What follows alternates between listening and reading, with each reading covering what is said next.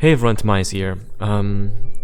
I was hesitant about making this video to share my thoughts about, the current state of the game and Crunchyroll, because I like to give them the benefit of the doubt, and I did post something on Reddit just to kind of see what the community thinks about this.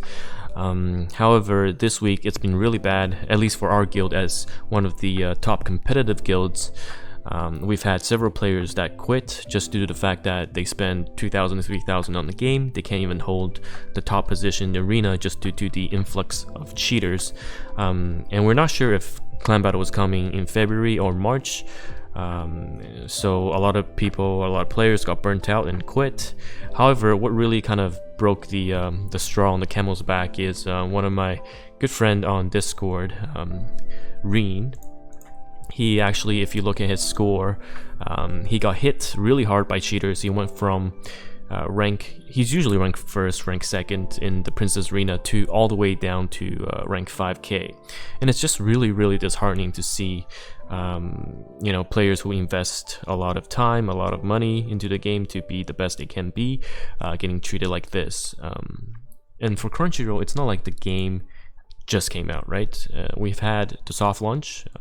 If the soft launch wasn't for fixing bugs, I don't know what the soft launch was for, because essentially, as I've said in this open letter post, it only created a gap between the players who started soft launch and those that joined later. However, I think the hacker issue, and more importantly, the poor communication from Crunchyroll is really detrimental to the game. So I don't want to kind of reread what I wrote here. I'll have the link in the description to my Reddit post, but essentially I went over how it was good that we got a global release. We were all looking forward to it. The pity system was installed on the June banner. Monetization wasn't different, so that was great, and there was no censorship compared to the non-DMM version of the Japanese game, which was all great news. However, the issues that we do have with Crunchyroll or side games, depending on how you look at things, is first of all the communication. It's really bad for us to not know that June banner is coming until the June banner actually came in the game. On other servers, you would have the June announcement a day before or weeks before in advance, so people can prep. However, for the June banner, actually the news came out after people started polling for the June banner. So that was really bad. And we also had the Grotto ×2 reward that didn't even come out in the Twitter news, or it was late. Either way, the communication was just really bad. There was no content in the Twitter feeds. They had the HoloLive collabs days in advance, but there was no announcement on, oh, here's June banner next, or we're gonna have clan battles happen around this time, or here's our plan for the game.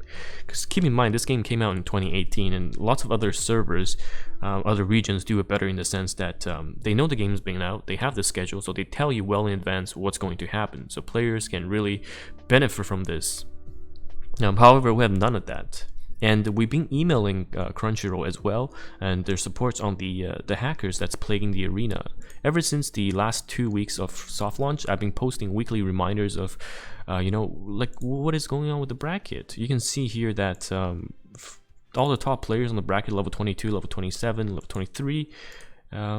We even have a Google Doc tracking, this is the brackets for the PvP, and these are the confirmed hackers with their UID. We've sent them, we've reported almost all of these hackers. Nothing is just being done, and I know that for a fact because in my bracket there is a player named CZ, and he's just hacking the players he cannot beat, and he's level 78. We watched the replay, so we know he loses, but on the result page he wins. So nothing's being done. We only get canned responses and copy and paste replies from Crunchyroll, and it's just really bad. Look at this, right? As I've stated, a good friend of mine who's doing great in the arenas, actually in the first bracket, so you can see he's ranked 5 in the battle arena, and then ranked 5k in the princess arena. Like, this is not.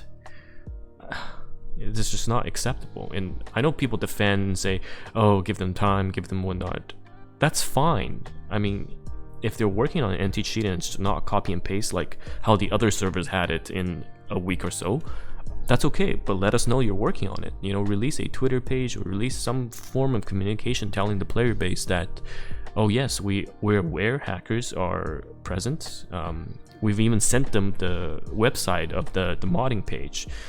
And yet there's just saying, yeah, we'll look into it and we won't be able to tell you if the player is banned because of privacy issues. But we know they're not banned because we see the same players hacking with their unique IDs and cheating on the ladder.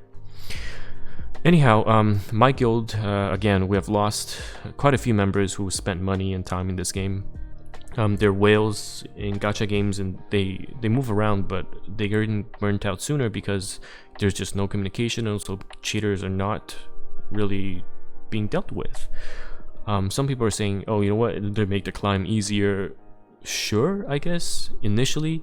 They can make your climbs to the top easy, but what happens after? We've had cheaters snipe rank 1, rank 2, rank 3 before reset, and there's nothing we can do to stop them. And last thing is, a lot of these accounts actually get posted on sites that sell accounts. So those cheaters would have a level 20, level 30 account with, let's say, Makoto or some of the good rerolls, and they get 60,000, 70,000 gems from the arena at such a low level, and then say, you know, godly starter account. It's just not going to be fair, because there are people who buys these accounts against terms of services, but then these accounts, they buy it and then it's lose-lose for Crunchyroll, because do you ban these accounts? The players that bought these accounts and then spend money on that will be upset. Or do you not ban them? Then the rest of the people or the community that didn't cheat will also be upset. So there's really no reason to delay or not come out with a statement saying that we're going to deal with the cheaters. And also clan battles are coming. So for clan battles, if you read my post, for a service like CN, they do the ban wave obviously before the clan battle, so that clans can sort out their internal members. You don't want to enter a clan and all of a sudden 6 members are banned just because you didn't know they were cheaters, right? They're not going to tell you, oh, I cheated in PvP, by the way. So we've been actively trying to find cheaters in their clans and letting them know, if we know the clans obviously, that, yo, this member is a cheater, you should deal with him or her. However, I don't think Crunchyroll is going to do anything, because, you know, they have to auto ban everyone who cheats, and then after that, for clan battles, they actually have to manually review, because there are cheats that give you 100% crit or give you just 1.05 modifying modifiers. So it's very hard to detect with auto ban, because it's within the reasonable variation. So for that, for example, CN has cross-match between client-side and server-side calculations, so that they spent a week or two after doing some review to make sure that the rewards from clan battles are as accurate as they can be. However, I'm really hesitant to believe that Crunchyroll will be willing to do this, because they're not even banning anyone or releasing any statement. So why would they even spend time or effort to manually review the clan battles after? I think, unfortunately, that's going to happen for the global server. Of course, I'm hoping that I am wrong. Please, that I am wrong. Because what needs to happen is Crunchyroll steps up and proves that I'm wrong with announcements or take some action, and then we'll all be happy, because then, you know, competitive clans can enjoy the competitiveness and still rank based on, you know, the efforts or the time and money they put in, while other casual players can still enjoy the game. I know not everyone agrees with this aspect and they think it's just a waifu game, but I think to be fair to the competitive players, they really should deal with hackers. That's pretty much my rant. Again, I wrote a lot of my thoughts behind it on this Reddit post. I didn't really want to make a video because I didn't want to come across negative, but seeing just this, you know, it's just sad. Yeah, so that's it really. I hope Crunchyroll deals with this, or at least talks to us instead of just posting late news on their Twitter page. That would be great. Anyhow, hopefully the first clan battle is sorted. We'll get anti-cheats, we'll get manual reviews after for proper placements, and everyone can be happy, because I really do like the game. I want it to succeed. I wouldn't be making content or playing the game as competitive as I'm going to be if I didn't like the game itself.